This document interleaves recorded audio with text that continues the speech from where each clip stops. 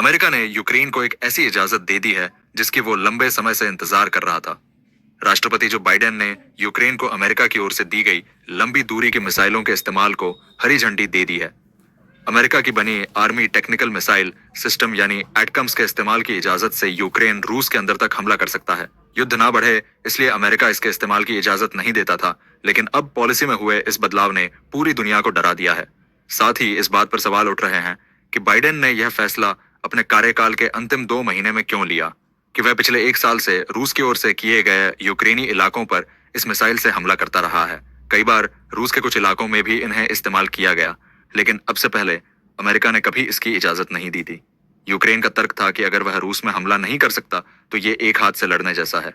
उत्तर कोरियाई सैनिकों के रूस में आने के बाद अब अमेरिका ने यह बड़ा फैसला ले लिया है। माना जा रहा है कि बाइडेन व्हाइट हाउस छोड़ने से पहले यूक्रेन को हर तरह की मदद देना चाहते हैं। आइए समझें कि एटगम्स क्या है। एटगम्स का पूरा नाम आर्मी टेक्निकल मिसाइल सिस्टम है। ये सतह से सत्ता पर मार करने वाली बैलिस्टिक मिसाइल है जो 300 किलोमीटर तक के टारगेट पर हमला करने में सक्षम है।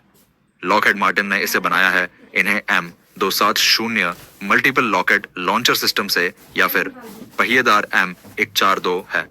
मोबिलिटी आर्टिलरी रॉकेट सिस्टम से दागा जा सकता है।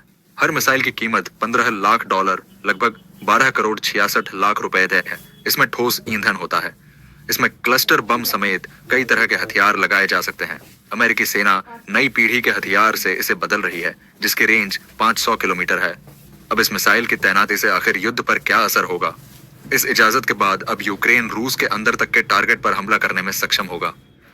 सबसे पहले इसका इस्तेमाल कुर्स में किया जाएगा जहां यूक्रेन ने कब्जा किया हुआ है, क्योंकि रूस अपने इस इलाके को फिर से हासिल करना चाहता है। यूक्रेन अब इससे रूस के सैन्य ठिकानों, बुनियादी ढांचों और गोला बारूद भंडार को निशाना बना सकता है। हालांकि इस तरह के निर्णय को देखते हुए रूस ने पहले ही अपने जेट और सैन्य उपकरण रूस के अंदर बेस में शिफ्ट कर दिए हैं। रूस का यह फैसला उसके सैनिकों को मुश्किल में डाल देगा, क्योंकि इससे सप्लाई या हवाई सहायता पहुंचने में देर लगेगी। हालांकि जितनी मिसाइल की आपूर्ति है वो युद्ध का रुख मोड़ने के लिए पर्याप्त नहीं होगी।